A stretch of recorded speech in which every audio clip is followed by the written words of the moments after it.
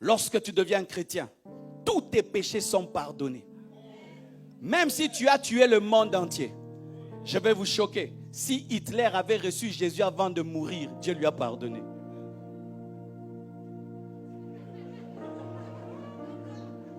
Vous êtes choqués? Congolais, si Mobutu s'était repenti avant de mourir, Dieu lui a pardonné. Mobutu, c'est Seko, Dieu lui a pardonné. Dieu pardonne tout. Et Dieu pardonne pas seulement tes péchés, même les péchés des autres. Mon frère, si même tu as avorté 10 fois et tu deviens chrétien, Dieu te pardonne. Si tes péchés sont comme le cramoisi, si tes péchés sont comme le pourpre, Dieu va les changer en blanc. Dieu va te laver et ils deviendront blancs comme la neige. Tu dois le croire. Jésus t'a pardonné. Arrête de confesser des péchés que Dieu a déjà pardonnés. Arrête de confesser des péchés que Dieu a déjà pardonnés. Arrête de confesser des péchés que Dieu a déjà pardonnés.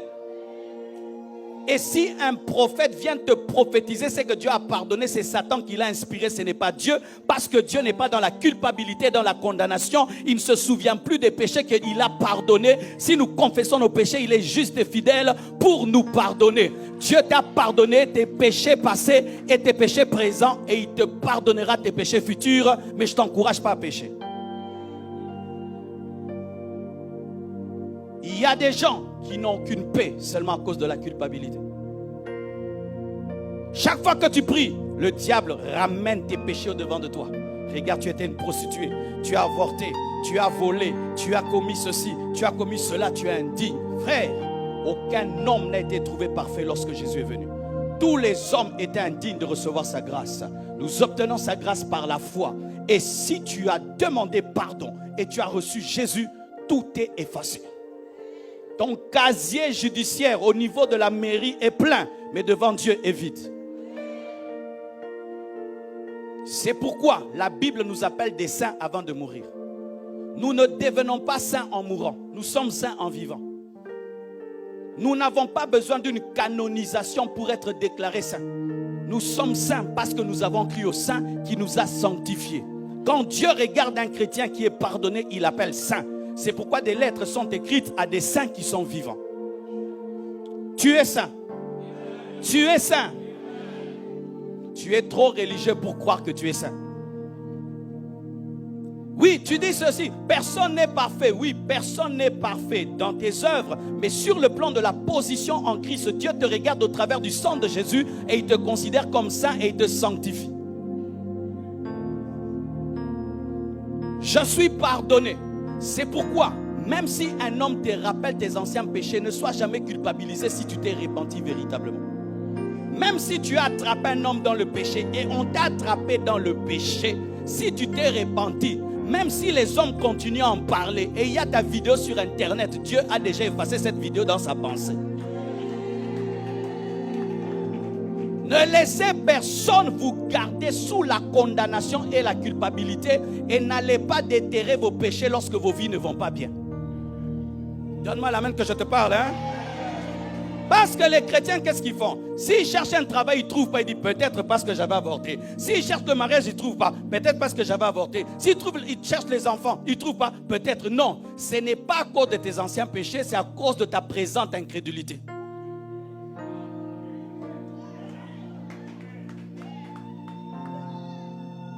Mes frères et sœurs, quand Dieu pardonne, il ne pardonne pas comme un homme. Il pardonne comme Dieu. Et il accorde un pardon parfait. Tous tes péchés passés sont pardonnés. Quand Dieu te voit, il ne voit plus le mal. Oh, merci Jésus. Oh, merci Jésus. Merci Jésus. Et nous sommes lavés non pas par du savon, mais lavés par le sang de son Fils. Oh, alléluia.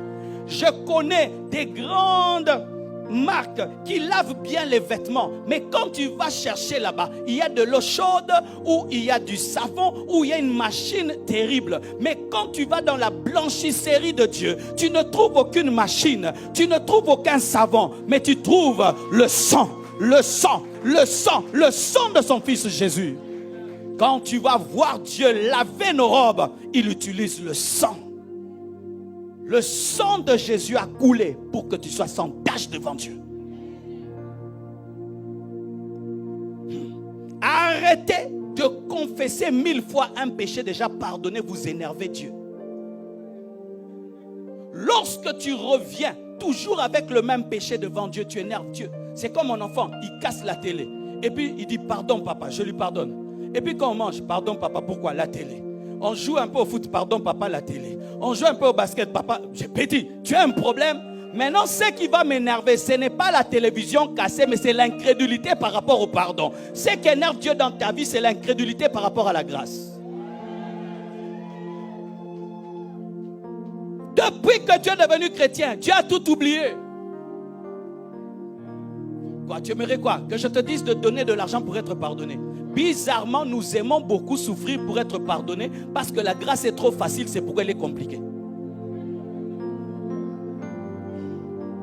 Un jour, un grand professeur d'université vient et il dit, non, d'une école vient et il dit, je vais vous donner un examen. Et il vient et il dit, 2 plus 2 font combien?